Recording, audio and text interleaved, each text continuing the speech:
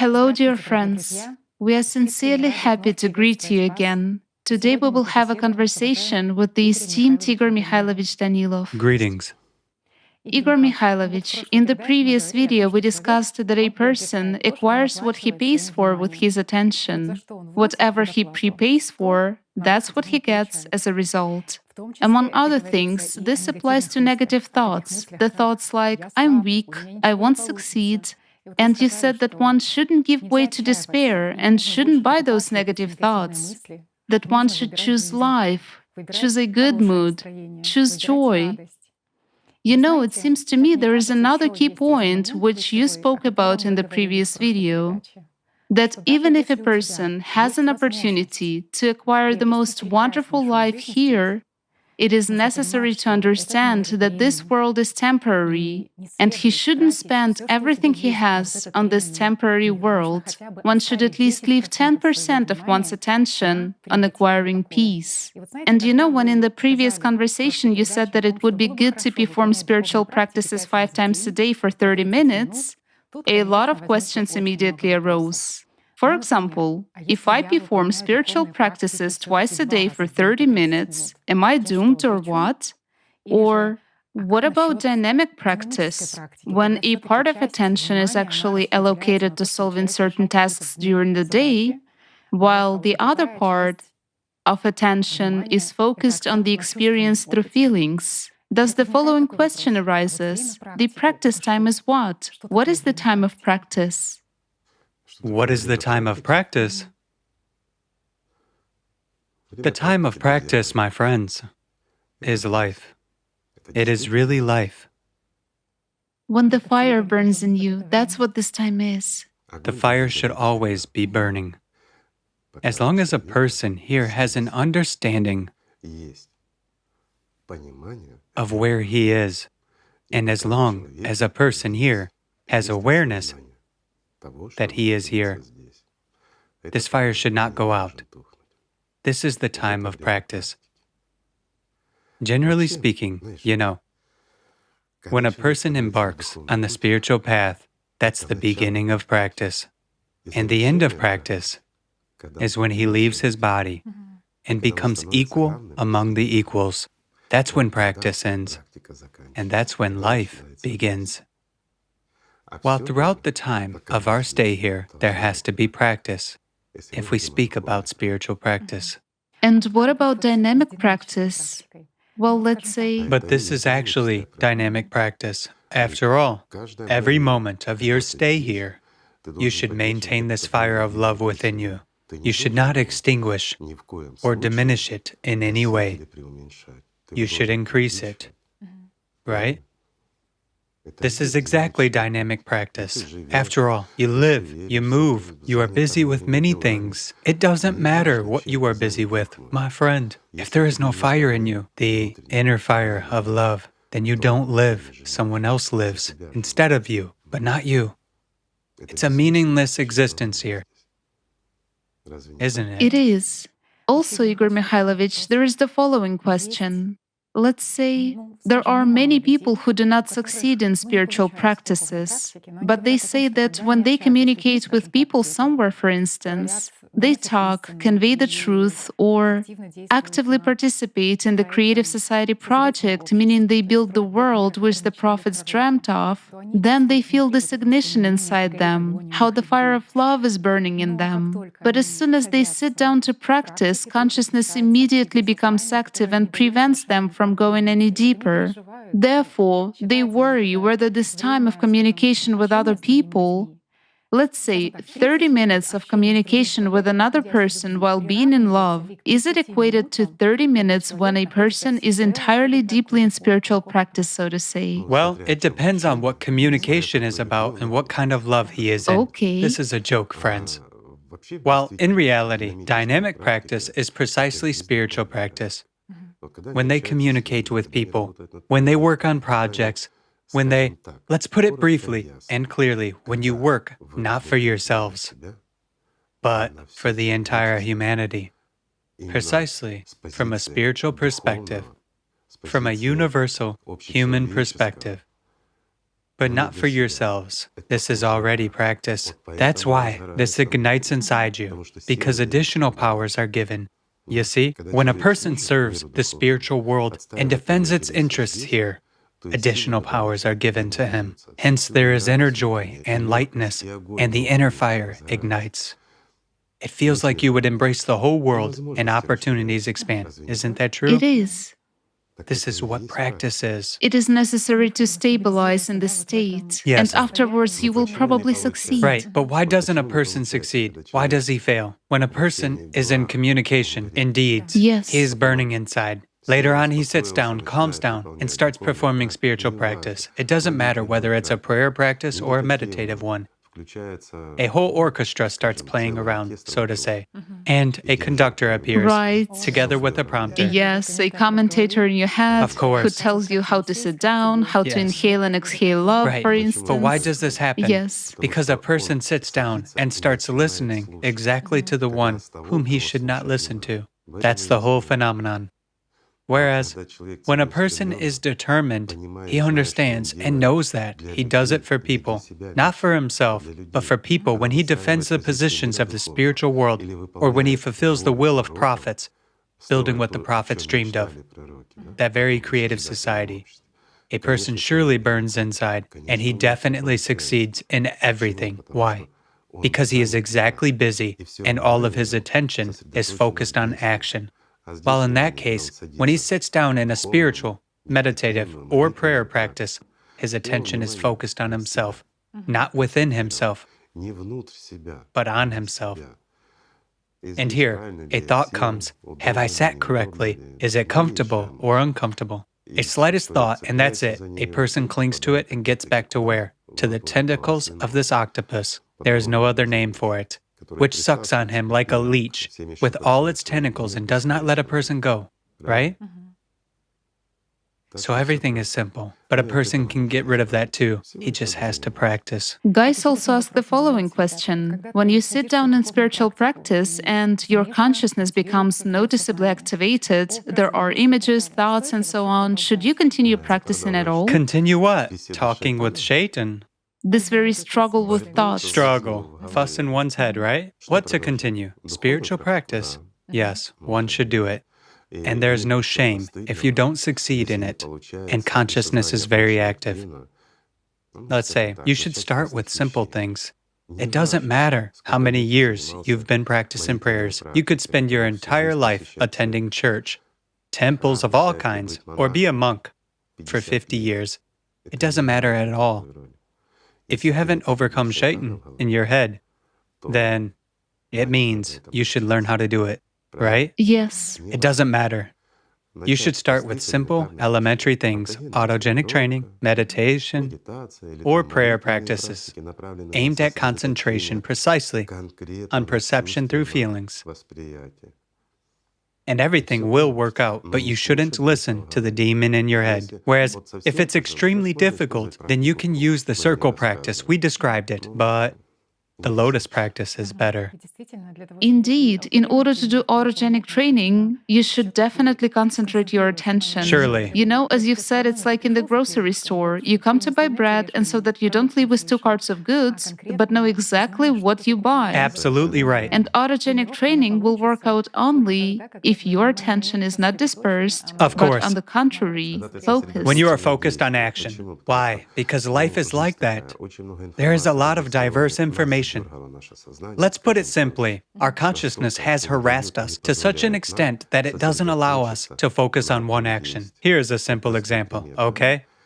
How to learn not to pay attention to consciousness in practice, but to perform it through feelings. Let's say, to discover this spiritual practice by means of perception through feelings. You should focus your attention precisely on that, friends. A simple example. People say, is it possible to learn that? Try to take a full cup of coffee without a lid and walk through the whole city. Can we do that? We can. Even through a crowd of people, through all the traffic lights, and through all the stores, we would be able to do that. Why? Because there's a clear action in this case, right? There's a certain algorithm, you are focused. But at the same time, what are you doing? After all, You are walking, and you are also paying attention to cars. Yes, peripherally. Of course, but your attention is focused on the cup of coffee, isn't it? Is it possible? It is. The same is possible in this case. If you are focused, you don't pay attention to the periphery. Also, a lot of people, when encountering such a vivid inner experience of feelings, they worry, like, I only wish not to lose this state. And they lose I it. wish I don't lose it. Why? Because they pay for not losing it, you see? When a person has acquired an experience of coming into contact with the spiritual world, regardless of the circumstances, but a flame has ignited in him, he starts worrying, I only wish it doesn't die out. It dies out. This is a doubt. He extinguishes that flame. In other words, what does he buy? A fire extinguisher, right? And he himself puts out his own little fire instead of supporting it, rejoicing, and living. Why does it last for 2 or 3 days? Well, for some people, this surge of inner light doesn't last even a day. And that's it. Consciousness erases and removes it. Why? Because we pay for fears, we pay for doubts, for our immaturity, morality. Pardon me, there is no other way to put it. After all, this is really true. Our weak-mindedness, you cannot call it otherwise. It is precisely the strength of our consciousness, you see, which forces us to be so retarded and weak-minded. That's true. We pay for that with our lives, with our attention. Why bargain with the system and pay it for our own problems? What for? Life should be joyful, nice, and wonderful. It is understandable that we live in society, and a lot of things might happen, you know? I'll put it as follows. What is true life? It means not to lose the feeling of joy and love, despite everything that's going on around you. Why? Because you can do that only when you realize that your body is mortal, that everything around you is finite, while there is life eternal, and you long for this life eternal. When your entire attention and your entire human essence is focused on attaining life, that's when you will succeed in everything, and then nothing will hinder you. Even those conductors will stop waving their batons before your face, or maybe they won't stop doing that, but it will already be their problem, not yours. They will stop it. You see, our consciousness distracts us, or trolls us, to put it simply, only when and because we get distracted, succumb to it, and pay for all this. If we don't react to all its means and methods of distracting us, it calms down. If we don't pay this conductor who waves a baton in our head and sets our thinking rhythms, he will drop his baton, sit down, and nervously smoke. Why? Because he is left without an income, while his income is our life.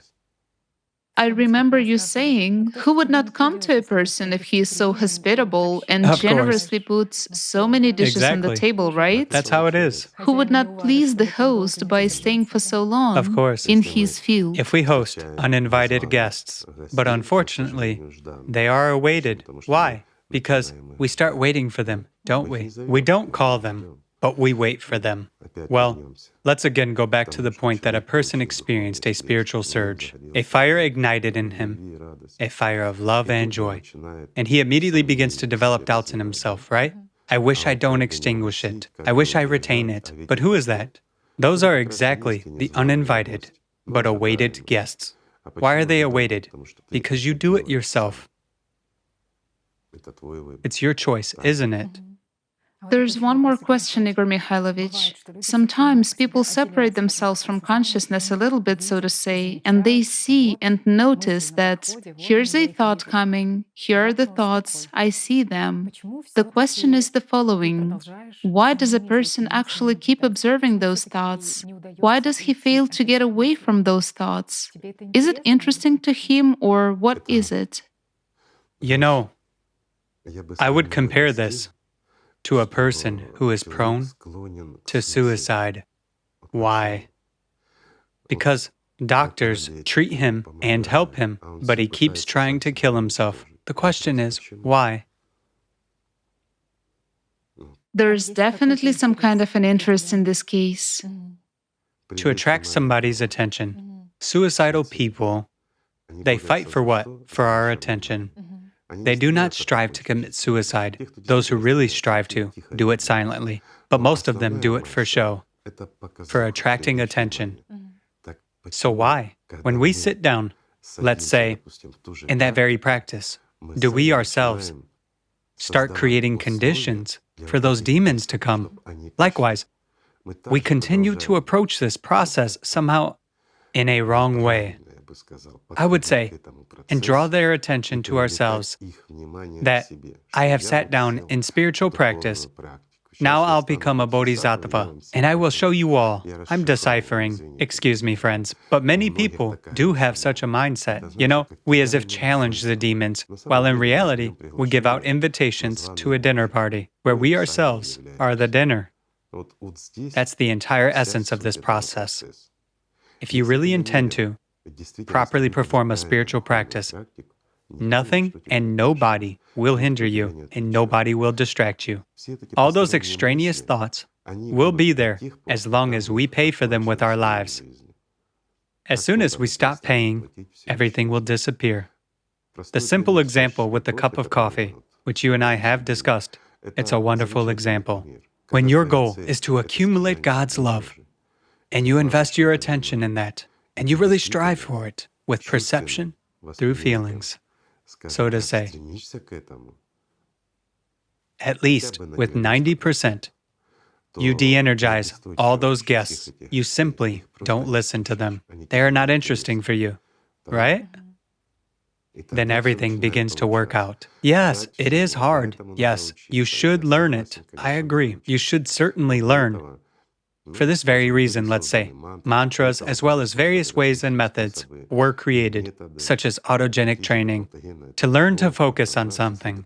After all, again, in our society nowadays, the human ability to focus attention on something has decreased so much. Yes. By the way, what is this related to, Igor Mikhailovich? Because they say that studies indicate that in the year 2000, a person was able to hold his attention for 12 seconds, while already in 2015, the time period was 8 seconds. So people wonder, are we becoming stupider? Or is it actually the effect of, let's say, such technological progress, social media, the internet, clip thinking? As a matter of fact, in fact, we are becoming stupider. As for the clip thinking, it is not due to video clips, and it's not because short videos are produced. It is social media already adjusting to us. There are actually simple algorithms in those very social media. They see perfectly well how much attention we can hold in mass. So they conclude that nowadays, a person can hold his or her attention for 8 seconds at most. Hence, they present information without changing the picture for 8 seconds maximum. Then it starts working. I mean, we perceive it all. It is all being studied and observed. As for the decline in our ability to focus attention, it is not due to a big inflow of information. It is exactly due to the acceleration of our time. In other words, we are rapidly losing our human essence as society in mass. How does this fact affect a person's spiritual path? Negatively. I'll put it this way, negatively. Why? Because the ability to concentrate on one thing is not just an ability. It exactly shows, let's say, a person's predisposition to perceive spiritual information, to perception through feelings. There is a direct correlation here.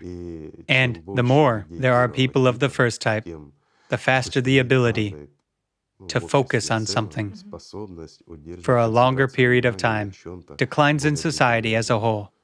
It's a problem. It's a serious problem for everyone, but it shows the state of our society as a whole and what is happening to us.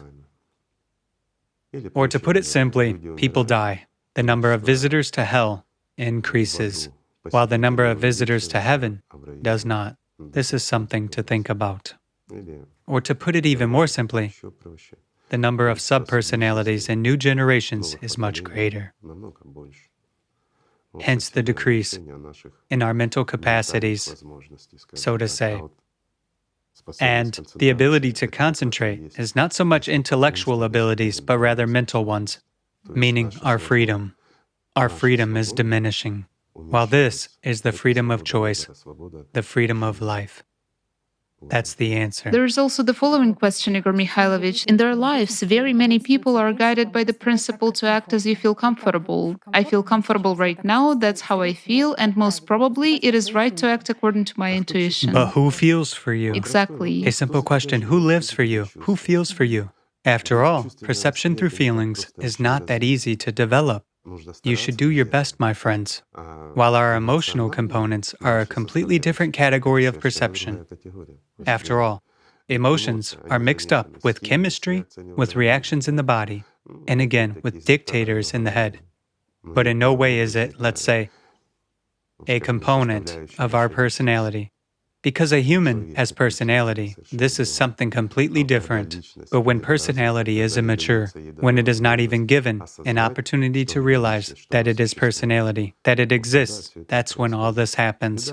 The problem of modern humanity is that we do not perceive ourselves as personalities. We perceive ourselves as something whole, but at the level of not even primary but secondary consciousness. That's where the trouble is. So, it turns out that we live in an illusion, the most natural illusion, the one that our secondary consciousness forms for us. The legion of those masks. Absolutely right.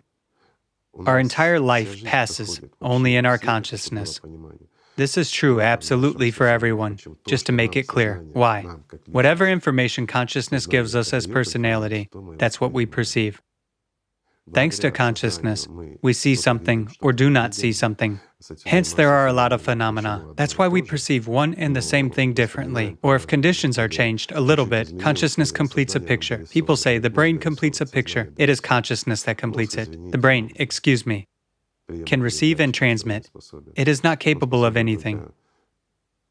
It can only give rise to pictures, That is its function, and that's all. It's a connecting link, nothing more. And here's the following question, Igor Mikhailovich. A great many people, besides identifying themselves completely with secondary consciousness, stop in their spiritual development at the stage of an observer from primary consciousness. And they do not fully understand the essential difference between the observer from primary consciousness and the observer from the spiritual nature, where human is as personality. The difference is huge. When we observe secondary consciousness from the position of primary consciousness, yes, we have a broad perception. We see everything that is going on, right? If we have already trained, if we do that at a decent level, we see where thoughts come from and how it all happens. That is, we see all that. However, all this is external. Whereas when we are an observer, from the spiritual position as personality, then we are more focused on perception through feelings. This is different. In other words, we do not observe where and what kind of a rabbit is running to where, what path someone is crossing, or something else, you see? Or what thought is approaching. Of course, that's what I mean. Yes. It was an allegory. Excuse me. In actual fact, we perceive through feelings when we understand everything. We perceive, but then we have an understanding of why this particular rabbit runs across that path, meaning what thought has emerged and where it will lead us. You see? In other words, we can see both the beginning of inaction and the logic of where it is supposed to lead. Both the cause and the consequence which may be formed. And at this point, already, from the position of a spiritual observer, from the position of personality, we can choose or not choose, meaning we can pay for this action or not pay for that reality, which, let's say, our body and we as personality together with the body will acquire, together with our consciousnesses. That's the difference. But at the initial stage of spiritual development, it is still recommended for some people to nurture and to invest attention so that certainly, for sure, a child, as you've said, would become one should mature. A CEO, right? Yes. So that this very primary consciousness... Of course. When we train primary consciousness, That is, we are in the position of an observer from primary consciousness over all the actions of secondary consciousness. This is a very simple practice, friends. Well, many people, especially those who are not quite familiar with this terminology, will say, "What is that? How?" I'll just explain. You sit down, calm down, and observe your consciousness. You set some program to think about something, to discuss it in an internal dialogue, and at the same time, you observe this process. That point or that place from where you observe how consciousness works, how thoughts come to you, how these processes are solved, but you do not interfere, you observe. This is exactly the observer from primary consciousness. Everything is simple. However, when educating this child, and we know that primary consciousness stops its development approximately at the level of 6 years, 5 to 6 years old, it's like the age of a child. And that's where we actually appoint primary consciousness as the CEO of our entire life. It observes, it begins to manage. But we should remember, friends, that like any CEO, our primary consciousness is corrupt. It tends, It's a traitor. yes, to betray and to create corrupt schemes. That's natural. So as a start, it is good. Yeah, I wouldn't recommend you to be guided by primary consciousness, by this observer, in your life in general. Why? Because primary consciousness is very corrupt. It is where it is better fed.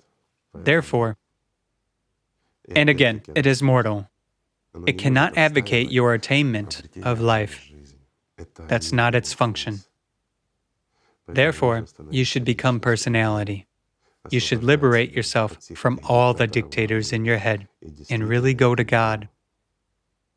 While you can come to God only through love, right? Right. While everything else that you've been told is secondary. Friends, those very practices are good. They are necessary. Just as you and I discussed, at least 5 times a day, for half an hour in order to attain peace. Yes, this is true, friends. That's for those who are just starting out. But when a person gains an initial experience, it is better not to stop this inner fire at all. Then practices serve for you to tune up.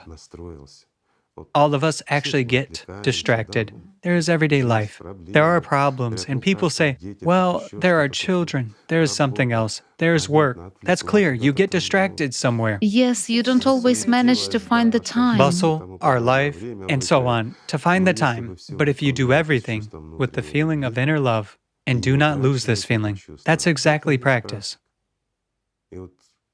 And when you lose it, that's where you should stop and perform a practice. Well, this is already like the second or the third stage, you know? But you should indeed begin with reminding yourself at least 5 times a day that you should actually learn to love.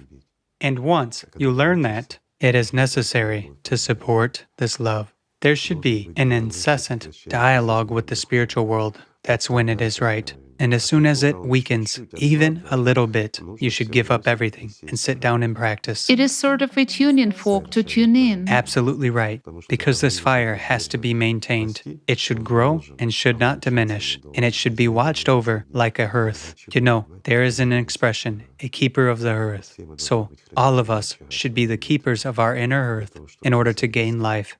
You know, Igor Mikhailovich, thanks to what you've said, an understanding comes why some of the Holy Fathers mentioned that if a person, while being in prayer, suddenly finds himself in a position where grace comes to him, he should interrupt the prayer. It is this very point that indeed one realizes that prayer practices and meditative practices are merely a tool. A tool for achieving spiritual practice. Spiritual practice. Whereas when grace comes to you, what begins? Spiritual practice. Yes. And the entire point of all those prayer practices, those mantras, meditations, and everything else is to achieve that state. As soon as you've reached it, stop and stay in that state. And afterwards, you should prolong it as long as possible. Why? Because this is spiritual practice. This is life. Even better is to preserve it forever. This doesn't mean that you have to stay in spiritual practice until infinity, although it is desirable. However, life won't allow that. Our body has plenty of needs, and we have to serve it like slaves. Yes, my friends, we as personalities have to serve our bodies and fulfill a lot of desires from our consciousness, such as the world. But these difficulties are necessary for us as mature personalities, as equals, to enter the spiritual world and become equal among the equals and worthy among the worthy. And this is right. Igor Mikhailovich, there are a lot of people around the world who actively work to spread the truth and to increase love throughout the world. And you know, I notice how consciousness catches them at the following point. Precisely at the point when they are spreading the truth and multiplying this love by communicating with other people, consciousness tells them, you know, you are now missing the time of group practice, let's say, when all people are immersing in practice together, when they are in sync and strengthening each other. And I very well remember you talking about every person's efficiency.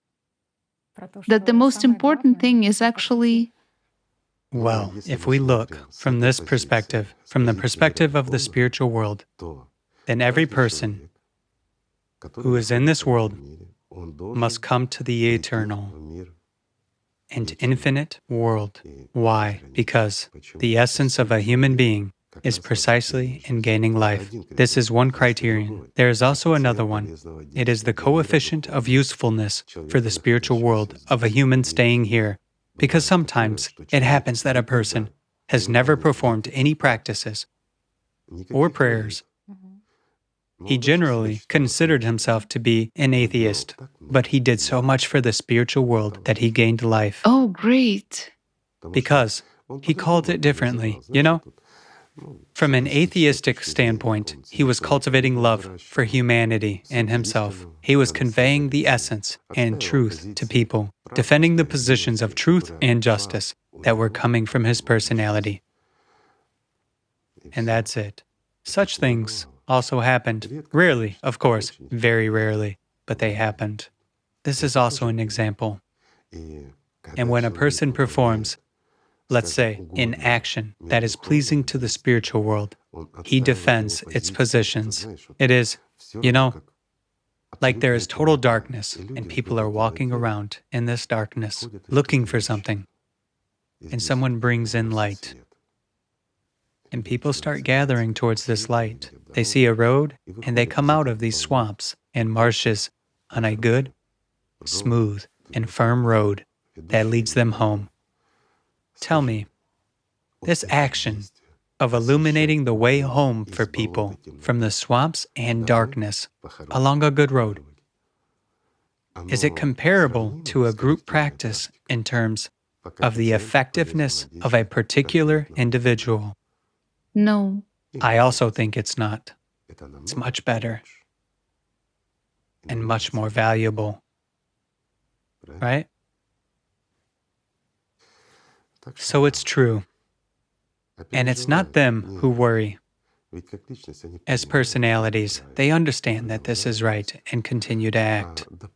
However, they still let consciousness manipulate them, but they don't give up. Evaluate their spirituality. But they don't yes. give up. They continue to act. That's already great. They are already one step away from victory. Hearing consciousness, they load it even more. They do the right thing. And they understand perfectly well that if next time it sings its song again, It means one should add a load to it. yes, It means our consciousness has too much free time, and we give it too much energy. We give it too much of our own life for dominating us. Hence, it's not busy. Whereas when consciousness is 100% busy, it has no time for stupid things, right? While the best way to tame consciousness is to ensure starvation for it, for consciousness, not for a human. I emphasize, when you pay less attention and listen less to it, to its nonsense when you are busy with something. You just do that. Let's take that very prayer practice in any religion, a good prayer, only not those prayers where people ask for daily bread, health, benefits, positions, and everything else for themselves. You know, not sort of an Impexian prayer, but a normal one. where a person praises God, where he asks for God's love. Well, something good of that kind. And focusing on that, you should not let thoughts creep in. That's already a way to spiritual practice. Whereas attaining spiritual practice may already be considered a halfway to home, right? All that remains is to hold within oneself that love which emerges in spiritual practices. But in this case, it depends on each person. After all, we can carry a cup of coffee throughout the city without spilling it if we want to. So why can we not carry love that has ignited inside? Love for the spiritual world through just one day? We can, my friends. We can. Just like coffee, we can carry it through our day without spilling it on consciousness. We should just do our best. Igor Mikhailovich, is it possible to attain peace or life just by staying in meditative practices or prayer practices? Well, let me answer with a little association, friends, just to make it clear. What is a prayer practice? The chanting of some mantras, meaningful ones. I emphasize not just gibberish or meditative practices. It is learning to write. When you learn to write, so that later on, in spiritual practices, you would write the play of your own life. Is this clear? But the essence of everything, friends, is actually love. You should learn to love and fill this world with love. So, friends of mine, let's start with a simple thing, simply with loving each other. Thank you. Thank you so much, Igor Mikhailovich. Thank you, friends.